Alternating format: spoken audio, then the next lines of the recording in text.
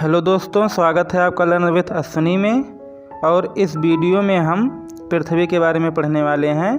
तो ज़्यादा टाइम ना बर्बाद करते हुए चलिए वीडियो को शुरू करते हैं।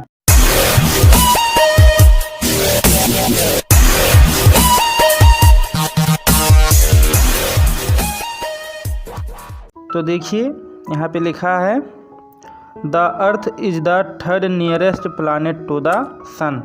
जो हमारी पृथ्वी है वो तीसरा सबसे निकटतम ग्रह है। किसका? सूर्य का।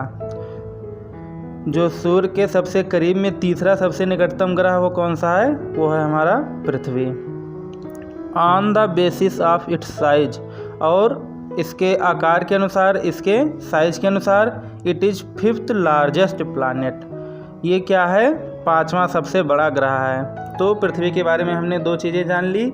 एक तो सूर्य से निकटतम दूरी पर सबसे नियरेस्ट में किस नंबर पे आता है? ये तीसरे स्थान पर आता है। और उसके बाद अगर साइज की बात करें तो ये कौन सा ग्रह आता है सबसे बड़ा में? पांचवें नंबर पर। It is slightly flattened at the poles, और ध्रुवों पर क्या होता है? ये थोड़ा सा चपटा होता है। देखने में तो हमें गोल ही लगता है, लेकिन क्या होता है? ध्रुवों पर थोड़ा सा चपटा होता है। And has a bulge on the equator, और भूमध्य रेखा पर क्या होता है? थोड़ा सा उभरा हुआ रहता है। बल्ज, बल्ज मीन्स उभरा हुआ, इक्वेटर मीन्स भूमध्य रेखा। That is why its shape is described as a geoid. इसलिए जो इसका आकार है, मतलब पृथ्वी का जो आकार है वो किस प्रकार से डिस्क्राइब किया गया है? उसे जियोइड कहा गया है। Geoid means an earth like shape. और जियोइड का मीन क्या होता है? मतलब जियोइड का क्या मतलब होता है? उसका मतलब होता है पृथ्वी की तरह आकार। मतलब जो पृथ्वी की आकृति का अगर कोई चीज़ है तो उसे हम क्या कहते हैं? जियोइड। आगे देख लेते हैं इसके आगे क्या है।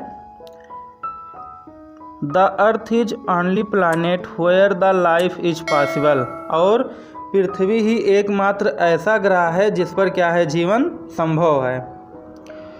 All the types of creatures, जितने भी प्रकार के हैं प्राणी, मतलब सभी प्रकार के प्राणी, वेजिटेबल्स मतलब सब्जियां, waters are available on the earth, ये सभी पृथ्वी पर क्या हैं? उपलब्ध रहती हैं, हमें मिल जाती हैं।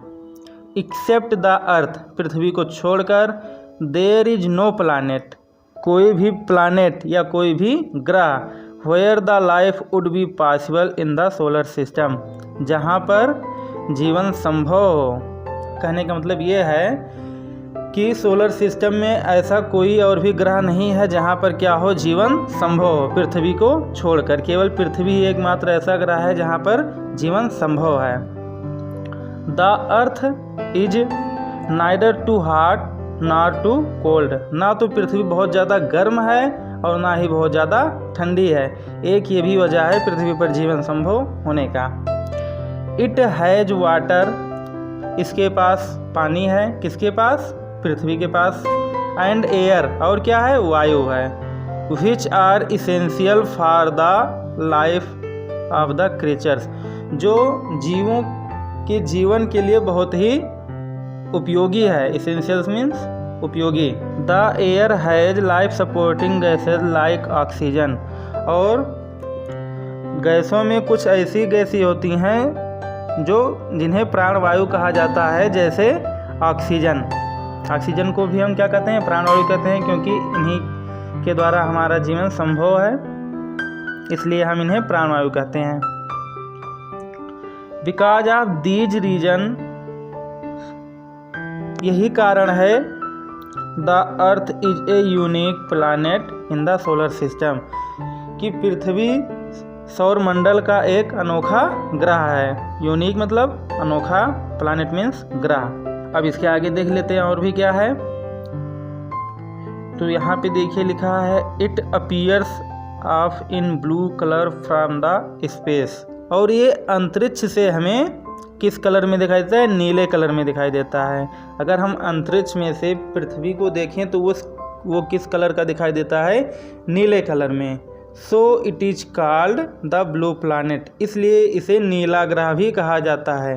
तो पृथ्वी के बारे में हमें एक और चीज़ पता चल गया। वो क्या पता चला? कि इसे हम नीला ग्रह भी कहते हैं। Because it's 2/3 part is covered by the water. अब इसे नीला ग्रह क्यों कहा जाता है?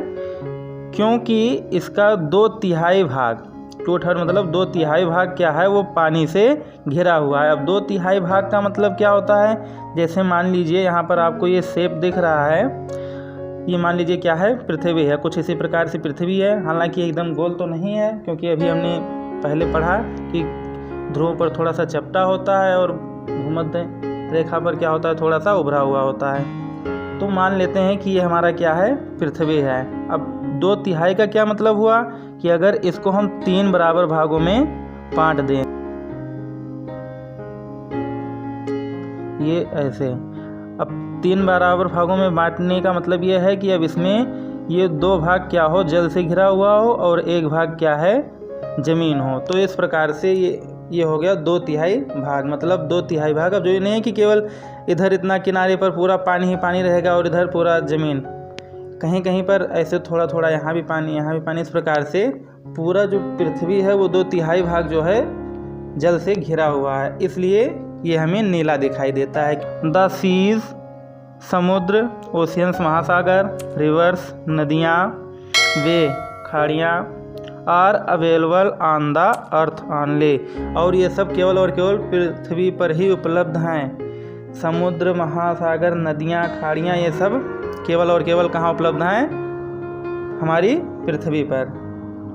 तो इस वीडियो में हम इतना ही जानेंगे। उम्मीद करता हूँ कि आप लोगों को समझ में आया होगा, और अगर ये वीडियो अच्छा लगा है तो लाइक कर दीजिए, और ज़्यादा अच्छा लगा है तो अपने दोस्तों के साथ शेयर ज़रूर कीजिए।